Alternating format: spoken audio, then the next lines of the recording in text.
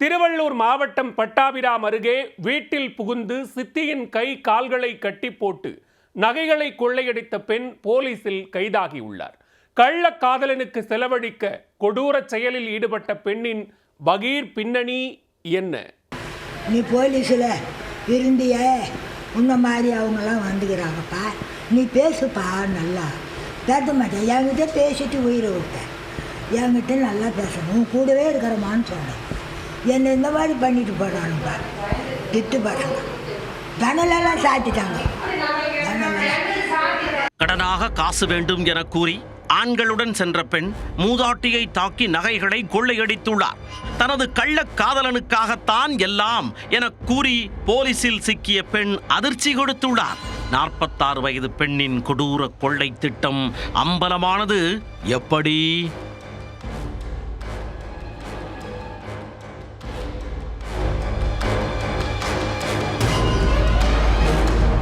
திருவள்ளூர் மாவட்டம் பட்டாபிராமைச் சேர்ந்தவர் மகாலட்சுமி. இவரது கணவர் கிருஷ்ணன் ரயில்வேயில் போலீசில் பணிபுரிந்து கடந்த 20 ஆண்டுகளுக்கு முன் உயிரிழந்து விட்டார். மகன் மற்றும் மகள்களுக்கு திருமணம் செய்து கொடுத்த நிலையில் மகாலட்சுமி மட்டும் தனது சொந்த வீட்டில் தனியாக வசித்து வந்தார். மகாலட்சுமியிடம் அவரது சகோதரியின் மகளான மலர் 35,000 ரூபாய் கடன் கேட்டு செல்போன் மூலமாகவும் நேரிலும் தொல்லை கொடுத்து வந்ததாக கூறப்படுகிறது. இந்த நிலையில் வெள்ளிக்கிழமை இரவு 7 மணி அளவில் 3 ஆண்களுடன் மகாலட்சுமியின் வீட்டிற்கு சென்ற மலர் கொடூரச் செயலில் ஈடுபட்டுள்ளார். கடன் கேட்க வந்திருப்பதாக நடித்தவர்கள் திடீரென புடவையால் மகாலட்சுமியின் கை கால்களை கட்டி போட்டு நகை திருட்டில் ஈடுபட்டனர். வாயை பொத்தி 1.5 லட்சம் ரூபாய் மதிப்புடைய தங்கச் செயின், 1 லட்சம் ரூபாய் மதிப்புடைய தங்க கம்மல் ஆகியவற்றை திருடி அங்கிருந்து தப்பித்துச் சென்றனர். பெண்ணின் அலறல் சத்தம் கேட்ட அக்கம் பக்கத்தினர் ஓடி வந்து உடனே அவரை மீட்டு போலீசாருக்கு தகவல் கொடுத்தனர். தகவல் அறிந்து வந்த போலீசார் கொலை முயற்சி, திருட்டு உள்ளிட்ட பிரிவுகளின் கீழ் வழக்கு பதிந்து விசாரணையை தொடங்கினர். சம்பவத்தில் ஈடுபட்ட மலரின் செல்போன் எண்ணை டிராக் செய்ததில் அவர் காஞ்சிபுரத்தில் இருப்பது தெரிய வந்தது.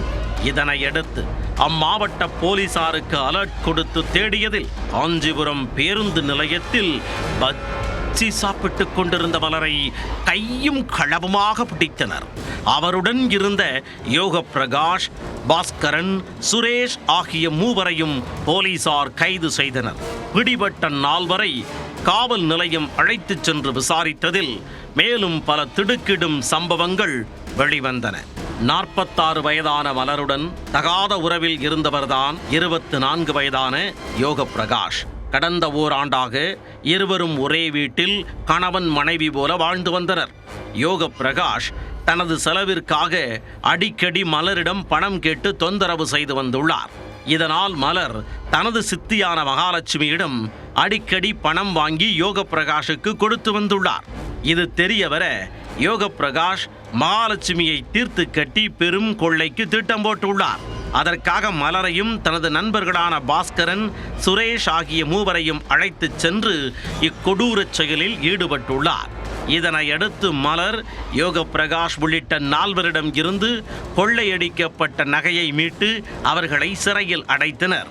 நகை செயின் வச்சு 30,000 ரூபாய் கொடு பெரியமா, நானும் 2 நாளில் அனுப்பி விட்றேன் அப்படின்னு நான் சொன்னேன்.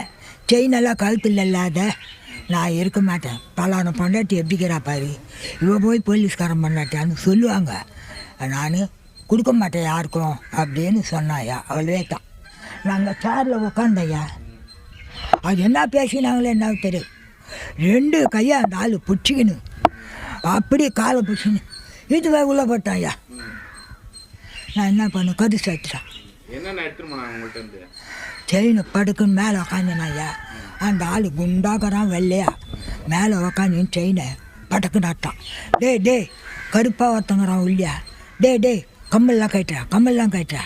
தாக்குதலில் காயமடைந்த மகாலட்சுமி மருத்துவமனையில் சிகிச்சை பெற்று வீடு திரும்பினார். புகார் அளித்தவுடன் துரிதமாக செயல்பட்டு குற்றவாளிகளை கைது செய்து தங்க நகைகளை மீட்டு கொடுத்ததாக போலீசார் மீது மகாலட்சுமியின் குடும்பத்தினர் நெகிழ்ச்சி தெரிவித்தனர்.